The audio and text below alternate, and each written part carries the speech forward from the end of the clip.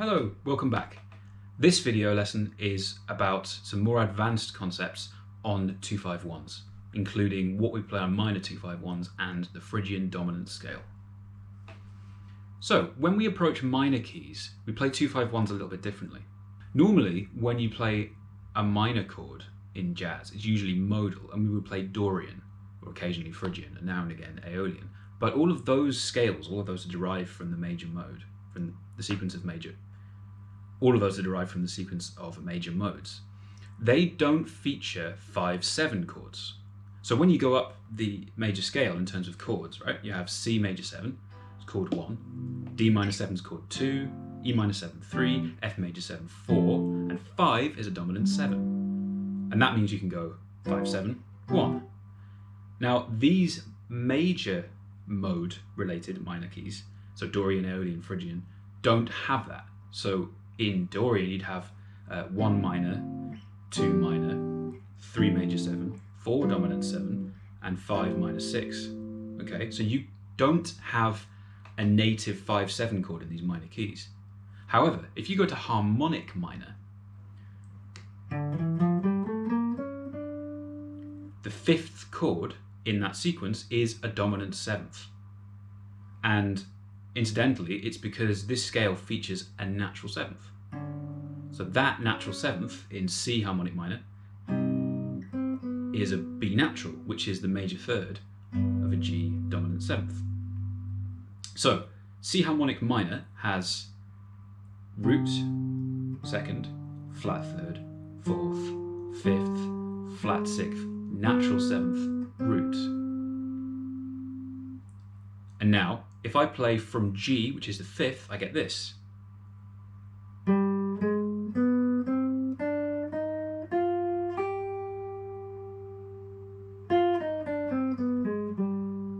It's a lovely sounding scale. It's quite evocative.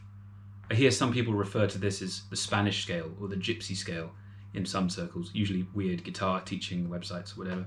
But I prefer to call scales what they are, some kind of descriptive way. So this scale, Phrygian dominant, as the name suggests, it has characteristics of a dominant chord and a Phrygian scale. Now a dominant chord, the characteristic features are a major third and a flat 7. And the characteristics of a Phrygian sound are a flat 9 principally, and also a flat 6. So we have root, flat 9, third, major third, 4, 5, flat 6, flat 13, same thing, flat 7, root. Now don't be put off by the fact I'm calling things a flat 9 instead of a flat 2, or a flat 6, a flat 13, sorry, instead of a flat 6. They're the same thing for the purpose of this. The chord that is related to the scale is the dominant 7th, flat 9. And as you can tell, it's quite a tense sound, right? So these extra tones, the flat 9, that's it on top there, or the flat 13, I'll stick that in the middle, that's the flat 13, give you extra tension on the chord and extra opportunities to resolve it. So I'm going to improvise using this scale going from G7 flat 9 to C minor 7, and you'll see how this scale sounds when I resolve it in context.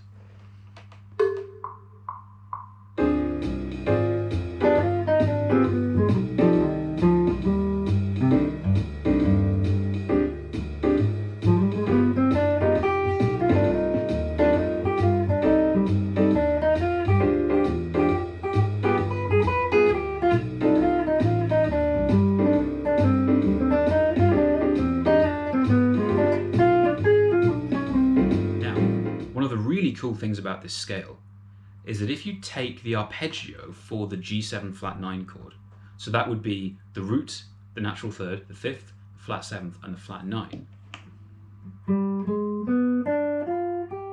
So I'm putting the flat 9 just on top of the root there, root, flat 9, 3rd, 5th, flat 7th.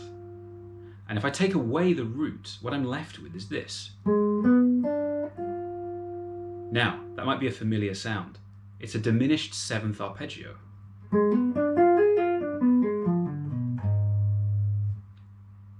That sound is quite unstable.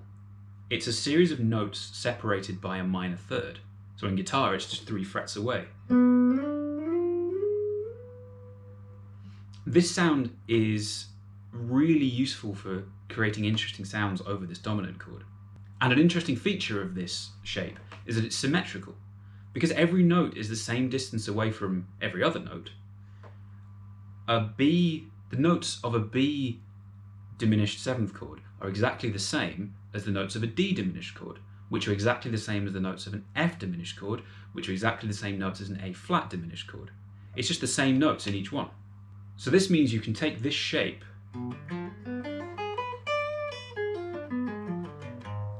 and start it from the flat 7, the flat 9, the 3rd or the 5th, and find different ways to resolve these notes. So I've given you a couple of lines using this diminished arpeggio. I'll show you how they sound.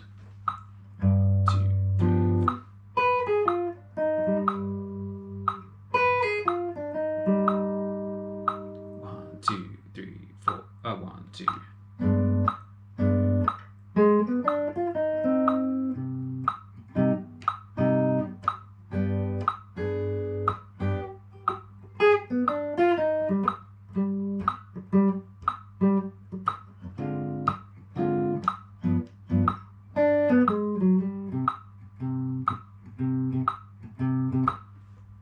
So each one of those features either the entire arpeggio or a portion of it.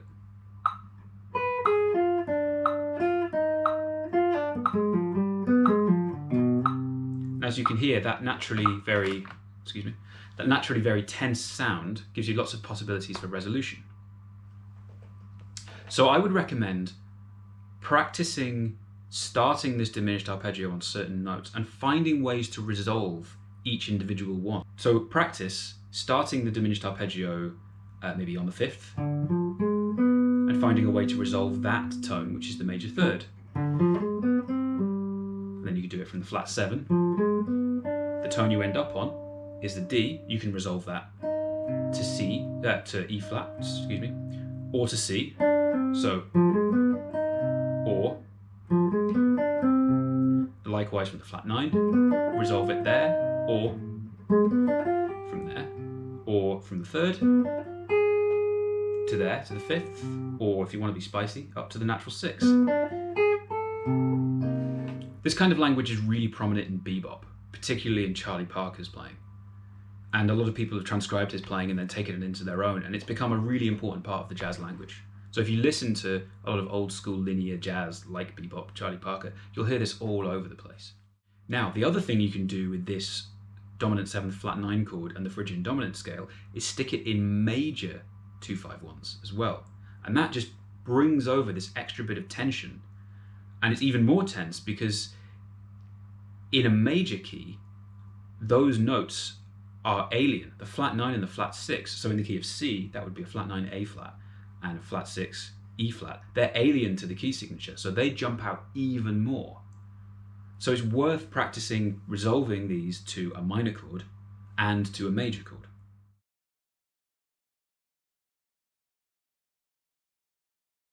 The 2 chord in a minor cadence, a minor 2-5-1, is pretty much always going to be a half diminished chord. Now, this half diminished chord is also known as a minor 7 flat 5. And that is exactly what it says on the tin. So you have so a D half diminished chord would be the root is D, the flat 3rd is F, the flat 5, A flat, the flat 7 is C. Now this is known as a half diminished chord because it's very, very close to that diminished 7th shape I was referring to earlier. And if that C was actually a B, we'd have a full diminished 7th chord. But it's not, it's a C. So we get this sound that's very close to a diminished, but not quite. It's a half diminished chord. I recommend practicing the exercises I gave you back in part 1 with this sequence of chords as well. So a 2 half diminished, a 5-7 flat 9, and a 1 minor chord. Or a 1 major chord, of course. And if you spend a bit of time with this, you'll not only have a handle on how to play on minor 2-5-1s, but also have some new interesting ideas to bring over to your playing on major tunes. So thank you very much for watching. As always, if you have any questions, feel free to send a message to the Facebook group or message me directly on Facebook, and I'll be happy to answer any questions. Good luck with everything. Cheers. Bye-bye.